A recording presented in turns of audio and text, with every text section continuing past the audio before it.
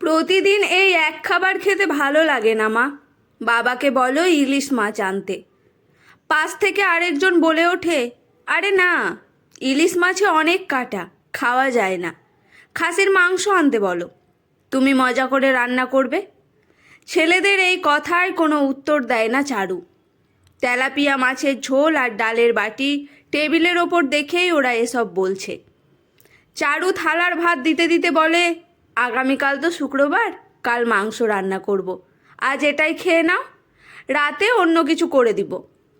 মায়ের কথার উত্তর দেয় না ছেলেরা, চুপচাপ খাওয়া শুরু করে।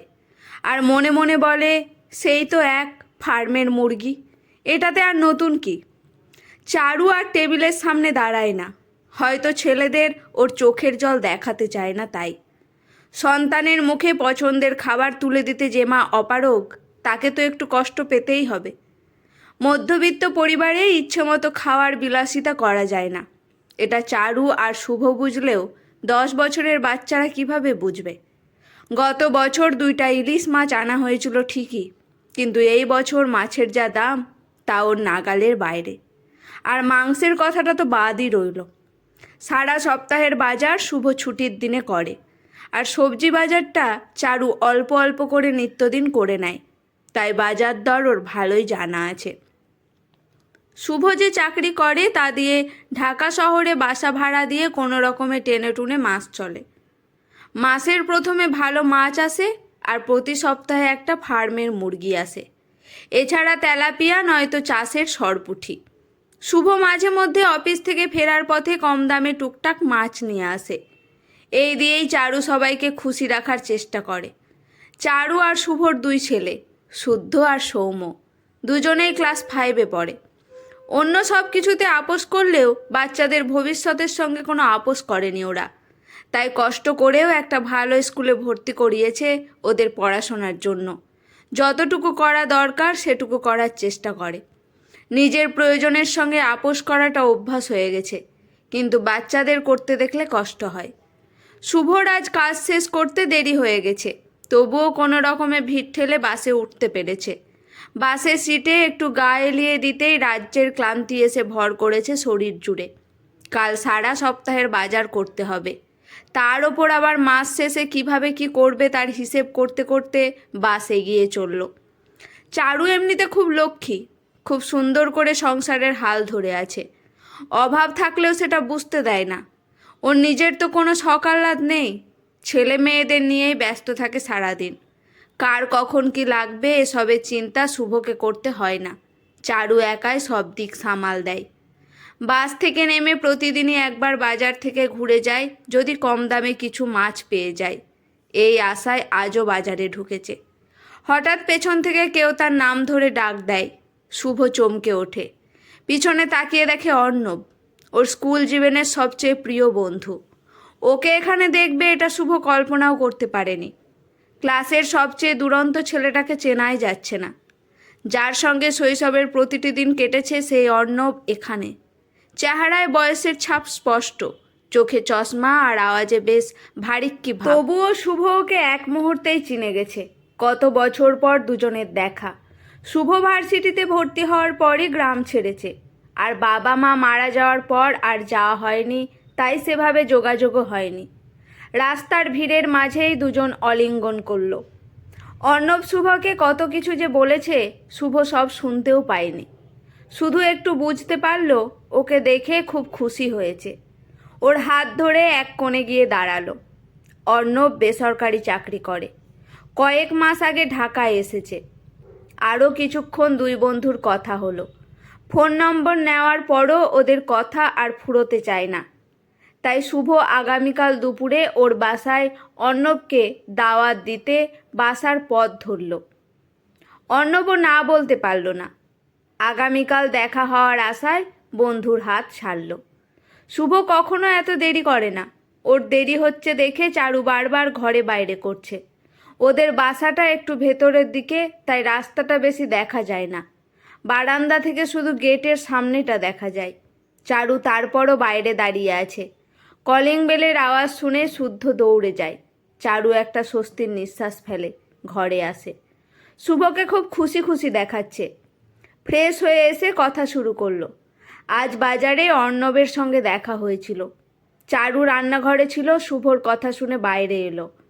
অর্ণব শুভর ছোটবেলার বন্ধু, এটা সে অনেকবার শুনেছে, কিন্তু এতদিন পর দেখা হয়েছে শুনে বেশ অবাক হলো। আরও বেশি অবাক হলো যখন শুনল কাল দুপুরে অর্ণব আর তার স্ত্রীকে নিয়ে ওদের বাসায় আসবে। চারু খুশি হলেও কপালে চিন্তার ছাপ। কাল কিভাবে কি করব? এমনিতেই মাসের শেষ, ঘরে বাজারও বেশি কিছু নেই। শুভর ওপর রাগ হলেও মুখে প্রকাশ করছে না। বেচারা এতদিন পর বন্ধুকে পেয়ে খুব খুশি মেজাজে আছে, তাই আর কিছু বলতে ইচ্ছে করছে না। চারু ফ্রিজ খুলে দেখলো মাসের প্রথমে আনা রুই মাছের কয়েক টুকরো উকি দিচ্ছে।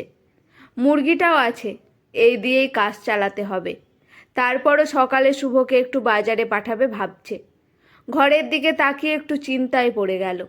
ওদের এই ছোট্ট বাসায় ভালো কোনো আসবাব নেই বললেই চলে। যতটুকু দরকার এর বাইরে কিছু কেনা হয়ে ওঠেনি এখনো। তবে চারু ঘরবাড়ি খুব পরিপাটি করে রাখে, ছেলেরাও অগোছালো না। রাতে একটু গুছিয়ে রাখলেই হবে। অর্ণবের ফিরতে কখনো দেরি হয় না, কিন্তু আজ মনে হয় একটু বেশিই দেরি হচ্ছে। তমা বারান্দায় দাঁড়িয়ে আছে। তমা দুইবার ফোন করেছিল কিন্তু রিসিভ করেনি, তাই খুব চিন্তা হচ্ছে। অর্ণবের বদলির চাকরি, কয়েক মাস আগে এই শহরে এসেছে। তমা কিছুই ভালোভাবে চেনে না, শুধু বাসার কাছে মেয়ের স্কুলে যাওয়া আসা করছে কিছুদিন। আর যা তমার পাশে এসে দাঁড়ায়। ও এবার ক্লাস 4-এ উঠেছে, নতুন স্কুলে ভালোই লাগছে ওর। বাবা এখনও আসছে না দেখে চিন্তা হচ্ছে। কলিং বেলের শব্দ শুনে আরজা দৌড়ে দরজার কাছে যায়। অর্ণবের 2 হাত ভর্তি বাজার দেখে তমার তো চক্ষু কপালে উঠেছে। ফ্রিজ ভর্তি মাছ মাংস আছে, তারপরেও এত কিছু কিনে এনেছে কেন? অর্ণব বাজার করতে একটুও পছন্দ করে না। ওর নাকি মাছের গন্ধ সহ্য হয় না, তাই মাসে একদিন সময় করে পর্যাপ্ত বাজার করে আনে। ওরা 3 জন মিলে সব শেষ করতে পারে না, আর যা আবার সব কিছু খায় না। সেই মানুষটা আজ অসময়ে এত কিছু নিয়ে এসেছে দেখে তমার কেমন খটকা লাগছে। অর্ণব নিজে রান্নাঘরে গিয়ে একে একে ব্যাগ থেকে সব বের করছে। ইলিশ মাছ, গলদা চিংড়ি, খাসির মাংস, আবার সাথে তেল মশলা সব এনেছে। তমা আর আরজা রান্নাঘরের বাইরে দাঁড়িয়ে সব দেখছে। মনে হচ্ছে এক অন্য অর্ণব ওদের সামনে আছে। কাল সকালে এইসব রান্না করতে হবে। দুপুরে আমার এক বন্ধুর বাসায় যাব সব কিছু নিয়ে। এই অচেনা শহরে আবার বন্ধুকে অর্ণবের, যার জন্য অর্ণব এই রাত দুপুরে বাজার করে এনেছে। মাথায় ঘুরছে, কিন্তু মুখে বলতে পারছে না। খাওয়ার টেবিলে দুজনের জিজ্ঞাসু দৃষ্টি অর্ণবের দিকে। অর্ণব এবার বলা শুরু করলো, গ্রামে পাশাপাশি বাড়িতে থাকতাম আমরা আর শুভর পরিবার। আমার দরিদ্র কৃষক বাবা আমাদের 3 ভাই বোনের মুখে ঠিকভাবে খাবারই জোগাতে পারতেন না। পড়াশোনা করানো তো সেখানে সোনার হরিণ। শুভদের অবস্থা আমাদের চেয়ে ভালো ছিল। ওর বাবা আমার বাবার দায়িত্ব পালন করেছিলেন। আমাকে আর শুভকে কখনো আলাদা করে দেখেননি। কতদিন যে তাদের বাড়িতে খেয়েছি থেকেছি তা গুণে শেষ করা যাবে না। আমার পরীক্ষার ফিসটাও তিনি দিয়েছিলেন, না হলে আজ হয়তো আমি নিজের পায়ে দাঁড়াতেও পারতাম না। আমাদের এত সুখ স্বাচ্ছন্দ্য কিছুই থাকতো না। এরপর শুভ ঢাকা ভার্সিটিতে চান্স পায়। আমিও চলে যাই অন্য শহরে। শুভর বাবা মা মারা যাওয়ার পর আর গ্রামের বাড়িতে যেত না, তাই যোগাযোগ বন্ধ হয়ে যায়। আজ এত বছর পর ওকে পেয়ে আমার আনন্দটা বলে বোঝাতে পারবো না। শুভ আমার বন্ধু কম, ভাই বেশি। ওর ঋণ কোনোভাবেই শোধ করা সম্ভব না। তমা আর আরজা চুপ করে অর্ণবের কথাগুলো শুনছিল। তমা মনে মনে ঠিক করে নেয় কাল ভোরে উঠেই রান্নাঘরে ঢুকতে হবে। অর্ণবের মুখে শুভ নামটা বার কয়েক শুনেছে বিয়ের পর, কিন্তু তার পেছনের গল্পটা আজ শুনল। তবে অর্ণব যে কথাটা ওদের বলল না, তা হলো ও খেয়াল করেছে শুভ কম দামে কিছু মাছ কিনতে চাইছিল, যেগুলোর সামনে মাছি ভনভন করছে আর বাজে গন্ধ আসছে। যে ছেলেটা টাটকা খাবার ছাড়া ভাত মুখে নিত না, সে আজ বাজারে সস্তায় মাছ কিনতে চাইছিল। ওর রং ওঠা শার্টটা অনেক কিছুই বলে দিয়েছে, কিন্তু ওর যা আত্মসম্মান, মুখে কখনোই কিছু বলবে না। তাই অর্ণব এই ব্যবস্থা করেছে। সাম্য আর শুদ্ধ খুব মনোযোগ দিয়ে বাবার কাজ করা দেখছে। শুভ সুন্দর করে আলুর ভর্তা তৈরি করছে। অর্ণব খুব পছন্দ করতো ওর হাতের আলুর ভর্তা। চারুর রান্না প্রায় শেষ। রুই মাছের দো পেঁয়াজা, মুরগির ভুনা, ডিমের কারি, পাতলা ডাল, পুঁটি মাছ ভাজা আর ছোট মাছ চচ্চড়ি করেছে। শুভ আলু ভর্তা করেছে। টেবিলটা খালি খালি লাগলেও আর কিছু করার নেই। এই মাসের বাজারে সব টাকাই শেষ হয়ে গেছে। আজ সকালে শুভ আরও একটা মুরগি আর কিছু তাজা মাছ নিয়ে এসেছে। আগামী কয়েক একটু টানাটানি করে চলতে হবে। অর্ণব আজ সকাল থেকেই তমাকে তাড়া দিচ্ছে। তমা ভোর থেকেই রান্নাঘরে ঢুকেছে। বন্ধুর বাসায় যাওয়ার জন্য মানুষ মিষ্টি ফলমূল নিয়ে যায়, কিন্তু অর্ণব কেন রান্না করা খাবার নিয়ে যেতে চাইছে এটা জিজ্ঞেস করা হয়নি। তারপরও অর্ণবের কথা মতো চিংড়ি ভুনা, সরষা ইলিশ আর খাসির রোজালা করেছে। আবার নিজে শখ করে একটু পায়েস করেছে। এটা অবশ্য অর্ণব জানে না। অচেনা শহরে কারো সাথে পরিচিত হতে যাচ্ছে, এই খুশিতেই তমা সব করেছে। দুপুরের আগেই অর্ণব তমা আর আরজাকে নিয়ে চলে এলো, হাত ভর্তি টিফিন ক্যারিয়ার নিয়ে। বাসা চিনতে খুব একটা অসুবিধা হয়নি। চারু ওদের আপ্যায়ন করে বসালো। সবার পরিচয় পর্ব শেষ হওয়ার পর অর্ণব বলল, আজ কিন্তু এখানে পিকনিক হবে, সবাই একসাথে খেতে বসবো। চারুর মুখটা কালো হয়ে গেল। ও মেহমান আর বাচ্চাদের হিসাব করে রান্না করেছে। ভাত হয়তো হয়ে যাবে, কিন্তু তরকারিতে যদি কম পড়ে তখন আর লজ্জার সীমা থাকবে না। তাই সে বলল, না না, তা কী করে হয়, আজ আমি সবাইকে পরিবেশন করি। কিন্তু অর্ণব মানতে নারাজ। এতক্ষণ তমা চুপ করে বসেছিল, এখন সেও একই কথাই বলছে। মুহূর্তের মধ্যেই বসার ঘরে নিচে বসার বিরাট আয়োজন হয়ে গেল। বাচ্চারা এই ব্যাপারটা খুব উপভোগ করছে। তমাও চারুর সাথে হাত লাগাচ্ছে। চারুর মনের খুঁতখুঁতটা এখন একটু কমেছে, কারণ তমা অনেক কিছু রান্না করে নিয়ে এসেছে। এখন আর খাবার কম পড়বে না। সাম্য শুদ্ধ সব দেখে অবাক। এত খাবার একসাথে ওরা কোনো দিন দেখেনি। আরজা কোনো দিন এভাবে খায়নি, তাই খুব ভালো লাগছে। চারুকে তমার খুব পছন্দ হয়েছে।